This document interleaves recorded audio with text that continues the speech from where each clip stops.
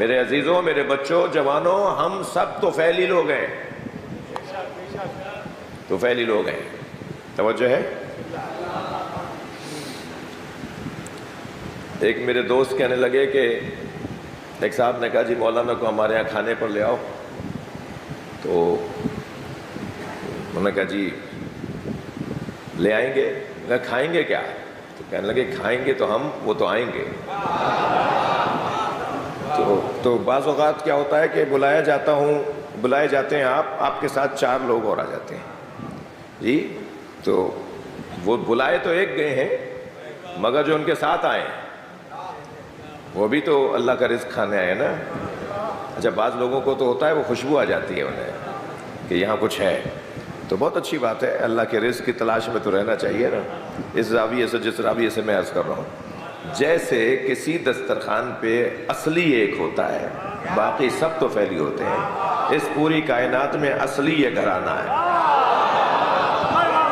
صلوات پڑھ لیں ذرا محمد و آل محمد۔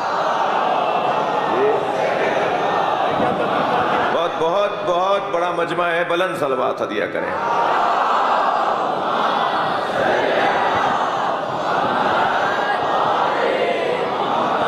توجہ ہے۔ تو یہ نبی مکرم، مولا علی سے فرمایا صحابہ کرام نے ہمیں بتائیں کہ نبی کیسے تھے، تو مولا علی نے نبی مکرم کے فضائل پڑھے۔ لکل عضو معجزۃ، نبی کے ہر عضو کو ایک معجزہ دیا گیا تھا، سرکار کے تارے منہ سے لے کر ناخن پا تک مولا علی نے نبی مکرم کے معجزوں کو بیان کیا جی۔ البتہ یہاں ایک جملہ کہہ دوں، جو ہمارے نبی کے بدن کی حالتیں تھیں نا، وہ انبیاء کرام کے معجزے تھے۔ نقن صاحب کا تو بڑا حسین جملہ ہے، وہ فرماتے ہیں کہ جو سارے نبیوں کے معجزے تھے ہمارے نبی کے مشغلے تھے۔ توجہ ہے اب رات کے، سرکار کا کیا مقام، سرکار کی عظمت کا کیا بیان، اور اگر بیان بھی کرے تو علی بیان کرے جی۔ فرض کیجئے مثال ہے، اس کے علاوہ اور کوئی نہیں، اللہ آپ سب کو اپنی امان میں رکھے۔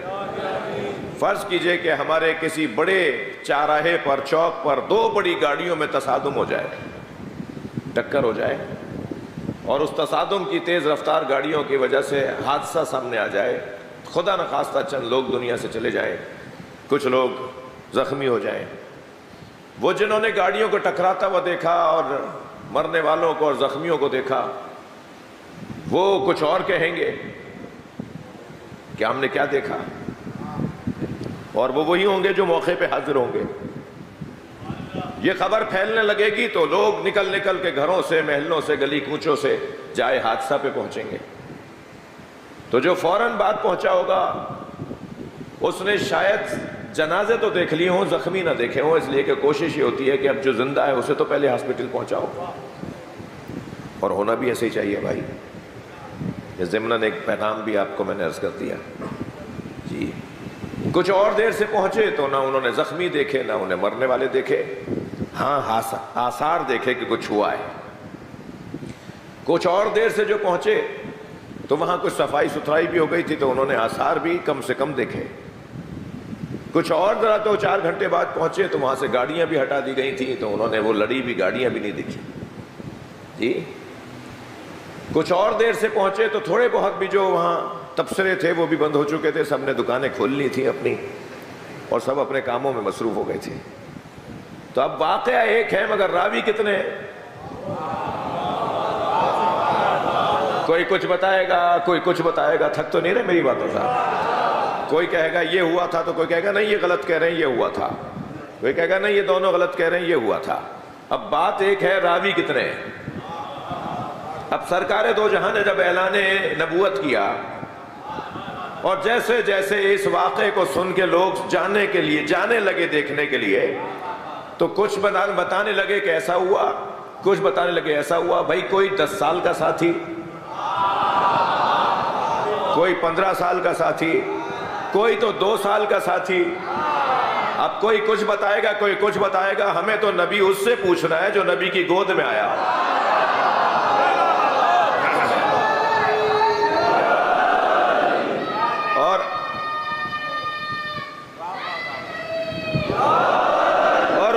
تک نبی کو چھوڑ کر نہ گیا ہو جب تک غسل و کفن نہ دے دیا. سب سے زیادہ بہتر انداز سے اگر کوئی نبی مکرم کے صفات کو اور شمائل کو اور آپ کے مقام اور آپ کی فضیلتوں کو بتائیں گے تو وہ مولا علی بتائیں گے. ایسا ہی ہے یا نہیں؟ تو آپ معجزوں کا ذکر کر رہے ہیں کہ اللہ نے نبی کو ایک ایک بال بال کو نبی کے معجزہ بنایا. سرکار کا لعاب دہن، سرکار کی آنکھوں سے بہنے والا قطرہ عشق، سرکار کے بدن مبارک سے ٹپکنے والا پسینہ. جی مجھے اپنے دو مصرے یاد آ رہے ہیں. عرق جبین سے لے کر نبی بنائے گئے،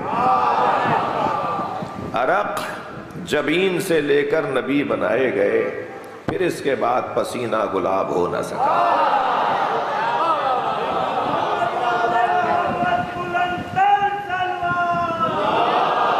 اللہم صلی علی